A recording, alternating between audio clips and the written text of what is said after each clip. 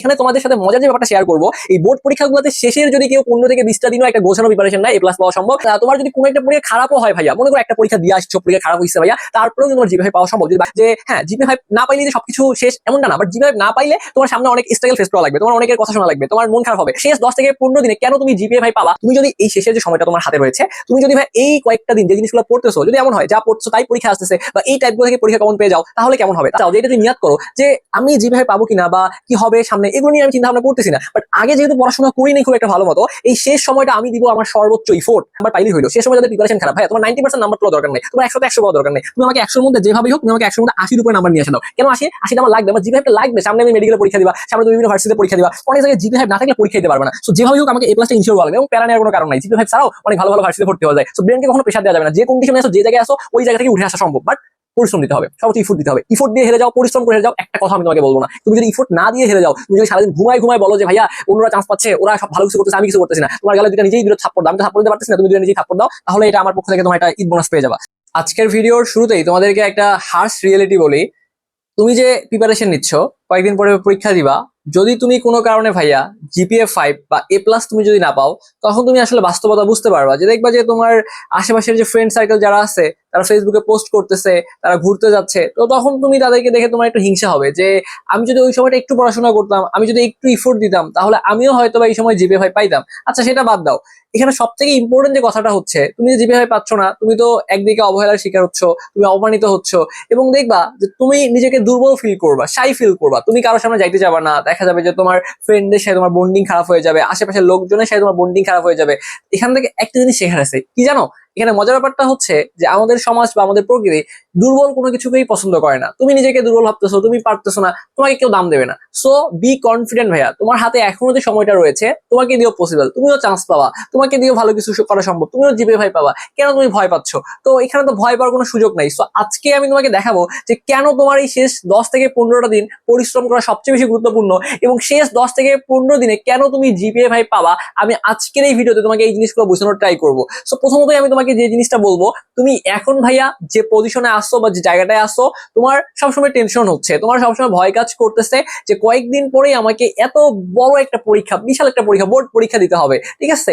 তবে এখানে আরেকটু যদি অন্যভাবে চিন্তা করো, তাহলে তুমি দেখতে পারবা যে তুমি কিন্তু লাইফে একটা বেস্ট সময়ের মধ্যে আসো। কারণ তোমার মধ্যে এখন যে একটা উৎকণ্ঠা কাজ করতেছে পাবা কিনা, এই যে জিনিসগুলো তোমার মধ্যে আছে, কিন্তু কয়েকটা দিন পরে তুমি যখন ভাইয়া জিপিএ 5 পাবা, যখন তুমি সেলিব্রেট করবা, তখন কিন্তু এই কষ্টগুলা তোমার কিন্তু আর মনে থাকবে না, বা এই কষ্টগুলো তোমার মনে হবে না। তো তুমি এইটা বিশ্বাস করে নাও, যেহেতু ভাইয়া আমি তোমাদের যখন স্টেজ ছিলাম, আমি যখন এই জার্নিগুলো পার করে আসছি, এখন কিন্তু আমি ওই সময়গুলো মিস করি।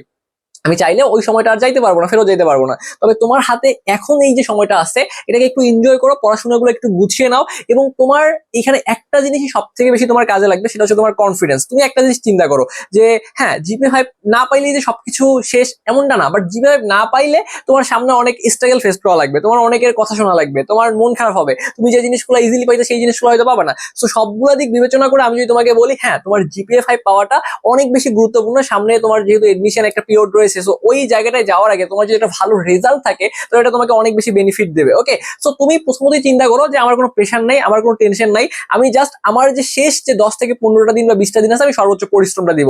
কেন ভাই আমি শেষ সময় পরিশ্রম দিব? এখন তুমি একটা জিনিস চিন্তা করো, তুমি এতদিন পড়াশোনা করছো, বা অনেকে পড়াশোনা করে নাই, কিন্তু এই যে ভাইয়া আমাদের শেষের যে সময়টা, এই শেষের সময়টা হচ্ছে অনেক বেশি গুরুত্বপূর্ণ। কারণ তুমি দেখো, যারা আগে ভালো মতো পড়াশোনা করছে, মনে করো সবগুলো জিনিস ভালো মতো শেষ করে রাখছে, কিন্তু শেষের এই যে সময়টার মধ্যে আসো, এই সময় যদি তারা জিনিসগুলো রিভিশন না দেয়, বা প্রপার যদি গেম প্ল্যান তৈরি করে সেই জিনিসগুলোকে বারবার করে না পড়ে, তারাও পরীক্ষা ভালো করতে পারবে না। লিখে দাও আমার কথাগুলা, তারাও ভালো করতে পারবে না। তবে তুমি যদি এই শেষের যে সময়টা তোমার হাতে রয়েছে, তুমি যদি ভাই এই কয়েকটা দিন যে জিনিসগুলো পড়তেছো, যদি এমন হয় যা পড়তেছো তাই পরীক্ষা আসতেছে, বা এই টাইপগুলো থেকে পরীক্ষা কমন পেয়ে যাও, তাহলে কেমন হবে? তাহলে তুমি যদি শেষ 15 থেকে 20টা দিন পরিশ্রম করেও তুমি যদি A+টা ইনশিওর করে আসতে পারো, এটা কিন্তু তোমার জন্য অনেক বড় একটা ব্লেসিং হয়ে দাঁড়াচ্ছে। ওকে, সো ভয় পাওয়ার কোনো কারণ নাই, তুমি যদি বিশ্বাস করো তাহলেই তুমি পারবা। এখন এই 15টা দিন তুমি যদি ভাইয়া চাও যে না, আমি পড়াশোনা করবো না, আমি ঘোরাঘুরি করবো, আমি ঈদে আনন্দ করবো, বা আমি হচ্ছে বাইরে বন্ধুদের সাথে আড্ডা দিতে যাবো, ফোনে রিলস ভিডিও দেখবো, গেম খেলবো, ঠিক আছে ভাইয়া, তুমি এইভাবে সময় পার করতে পারবা, তোমাকে কেউ কিছু বলবে না, দিন শেষে তোমার জিপিএ 5টাও আসবে না। কিন্তু এই যে শেষ 15টা দিন তুমি যদি এইটা চাও, যে এটা তুমি নিয়াত করো যে আমি জিপিএ পাবো কিনা বা কি হবে সামনে, এগুলো নিয়ে আমি চিন্তা ভাবনা করতেছি না, বাট আগে যেহেতু পড়াশোনা করি নাই খুব একটা ভালো মতো, এই শেষ সময়টা আমি দিব আমার সর্বোচ্চ ইফোর্ট, আমার যতটুকু দেয়ার আছে আমি তার থেকেও বেশি চেষ্টা করব।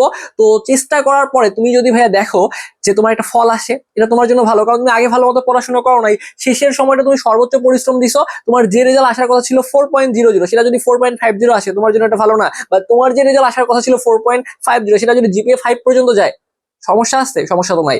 এবং এবং এখানে তোমাদের সাথে মজার যে ব্যাপারটা শেয়ার করব, এই বোর্ড পরীক্ষাগুলোতে শেষের যদি কেউ 15 থেকে 20টা দিনও একটা গোছানো প্রিপারেশন নেয়, A+ পাওয়া সম্ভব।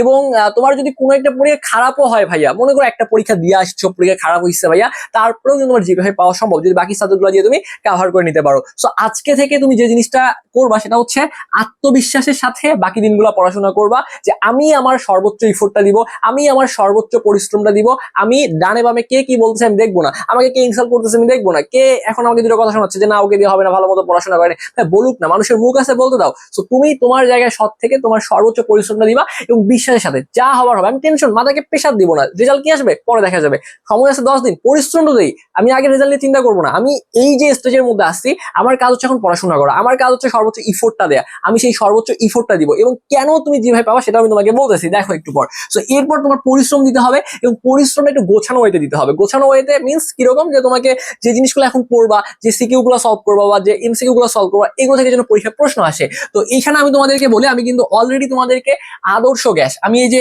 একটা চ্যাপ্টারের উপর তোমাদের ক্লাস দিয়েছি, ফিজিক্সের আদর্শ আদর্শ গ্যাস ও এর গতিতত্ত্ব। সো এই চ্যাপ্টার কিন্তু অলরেডি ভাইয়া আমাদের ফেসবুক পেজে আমি আপলোড করে দিয়েছি। মাত্র দেড় ঘন্টা একটা ক্লাস, 1.5 থেকে 2 ঘন্টা একটা ক্লাস হবে। এই একটা ক্লাস যদি করতে পারো ভাইয়া, বেসিক পড়াইছি এবং মানে একটা টাইপের সিকিউ আমি কভার করাই দিছি, এখান থেকে একটা সিকিউ 100% তোমার কমন আসবে, একটা সিকিউ তুমি কমন পেয়ে যাচ্ছ। আপনি আর কোনো কারণ আছে, বাকি চ্যাপ্টারগুলো রেডি করতেছি, হয়তো বা আজকালের মধ্যে দিয়ে দিব। সো এই ক্লাসটা পাবা আমাদের ফেসবুক পেজ স্বপ্নের পাঠশালা বাই শাওন। যারা ফেসবুক থেকে দেখতেছো, ফেসবুক পেজটাকে একটু কষ্ট করে ফলো দিয়ে রাখবা। এবং একই সাথে যারা তোমরা ইউটিউব থেকে দেখতেছো, তারা আমাদের এই যে দেখো স্বপ্নের পাঠশালা বাই স্বপ্নের পাঠশালা, এটা তো ফেসবুকে বাই শাওন, আর ইউটিউবে তুমি স্বপ্নের পাঠশালা লিখে সার্চ করলে পেয়ে যাবে।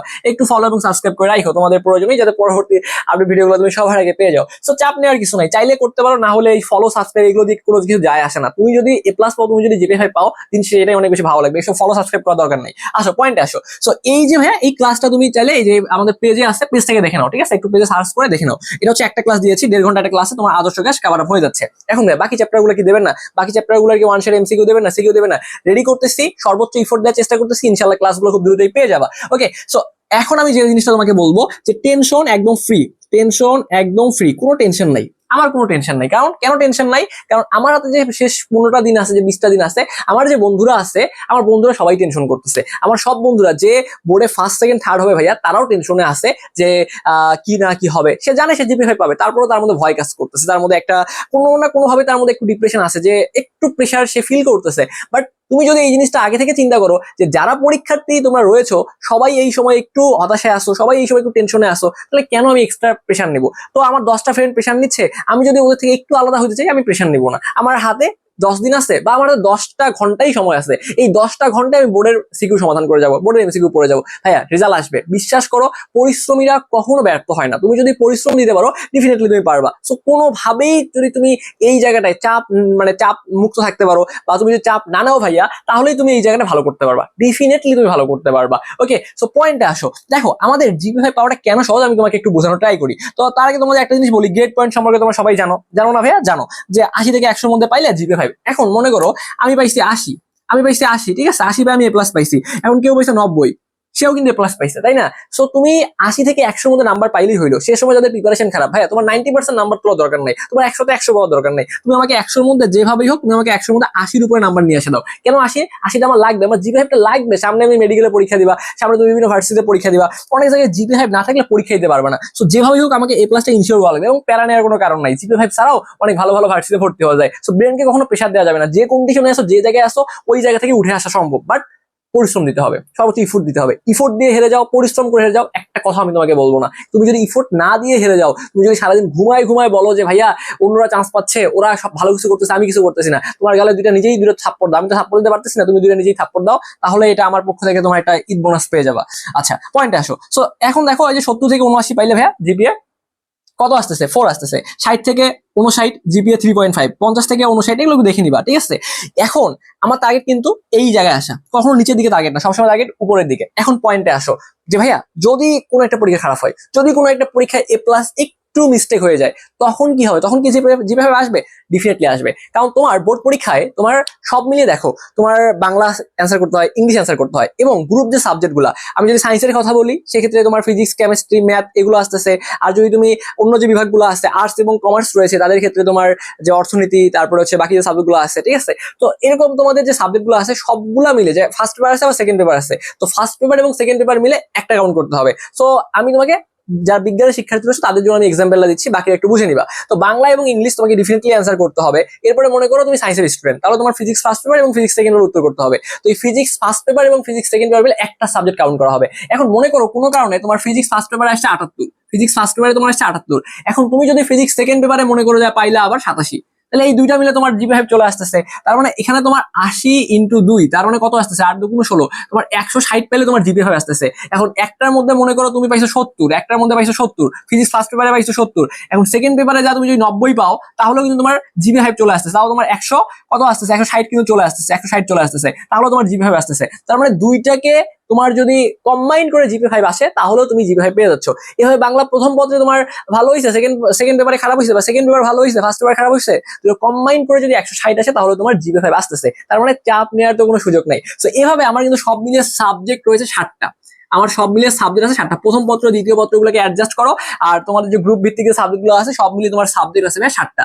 তো এই যে 7টা সাবজেক্ট রয়েছে, আসো একটু করে দেখার চেষ্টা করি। এই 7টা সাবজেক্টের মধ্যে তুমি যদি তার মধ্যেই ভাইয়া জিপিএ 5 পাও বা এ প্লাস পাও, তাহলে এটাকে বলা হয় গোল্ডেন। যদিও গোল্ডেন কোথাও লেখা থাকে না, বাট এটাকে আমরা বলি গোল্ডেন, ঠিক আছে। যদি তুমি 7টার মধ্যে জিপিএ 5 পাও, এটাকে বলা হবে গোল্ডেন, ঠিক আছে। আমার এইচএসসি তে সবগুলো সাবজেক্টেই আলহামদুলিল্লাহ জিপিএ 5 ছিল, ওকে। এবং এসএসসি বলো, পিএসসি সবগুলোই ছিল, আলহামদুলিল্লাহ ভালো একটা রেজাল্ট ছিল। সো ভালো রেজাল্ট থাকলে কি হয়, যে এগুলো তুমি পরবর্তীতে বলতে পারবা, ঠিক আছে। এগুলো তুমি সামনে তোমার যারা অডিয়েন্স থাকবে, তোমার যারা শিক্ষার্থী থাকবে, তোমার যারা ছোট ভাই বোন থাকবে, তাদেরকে বলতে পারবা। সো এই জিনিসটা তুমি যদি সবগুলোতেই জিপিএ 5 পাও, তাহলে তুমি সেটাকে গোল্ডেন বলতে পারবা।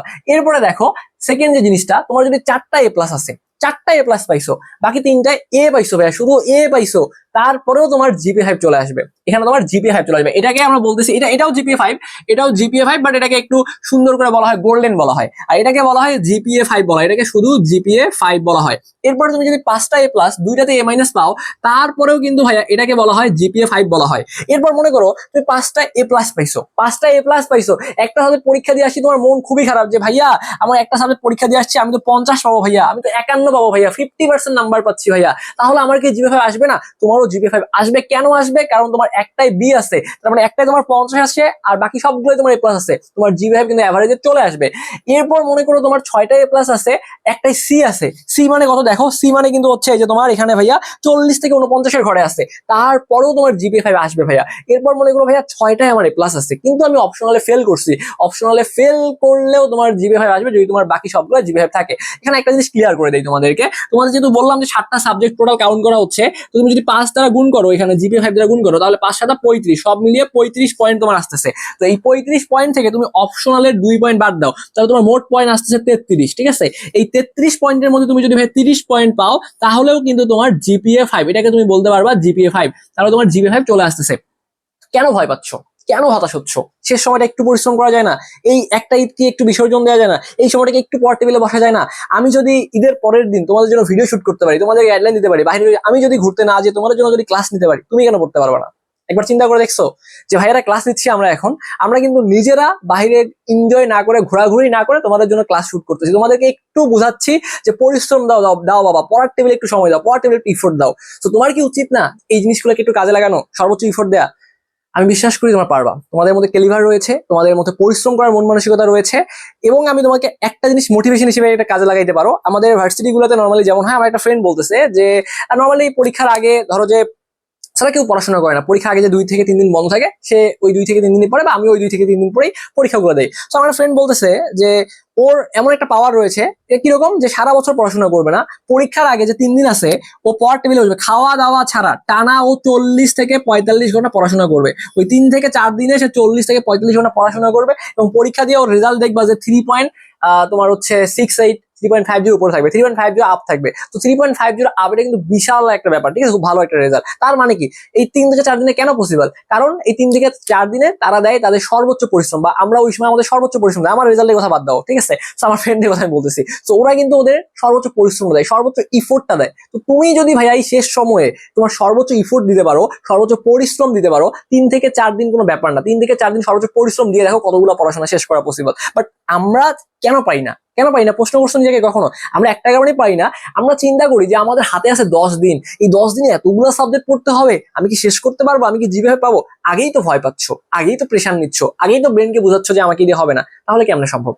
সো কখনো এই জিনিসটা আগে থেকে প্রেডিকশন করা যাবে না যে কি হবে না হবে পরের ব্যাপার। আমি আগে টানা 2 ঘন্টা পড়াশোনা করি, আমি টানা 6 থেকে 7 ঘন্টা পড়াশোনা করি, আমি শুধুমাত্র ফিজিক্স নিয়ে চিন্তা করি, তারপর কেমিস্ট্রি, একটা একটা করে সাবজেক্ট শেষ করি, ঠিক আছে। যেটা বললাম যে একটা সাবজেক্ট খারাপ হলেও তো চাপ নাই, বাকিগুলো দিয়ে যদি ভালো করতে পারো যেভাবে আসবে না অবশ্যই আসবে। সো আগেই ভয় পাওয়া যাবে না, সর্বোচ্চ পরিশ্রম দাও। যে কোনো প্রয়োজনে তোমাদের শাওন ভাইয়া তোমাদের সাথে আছি।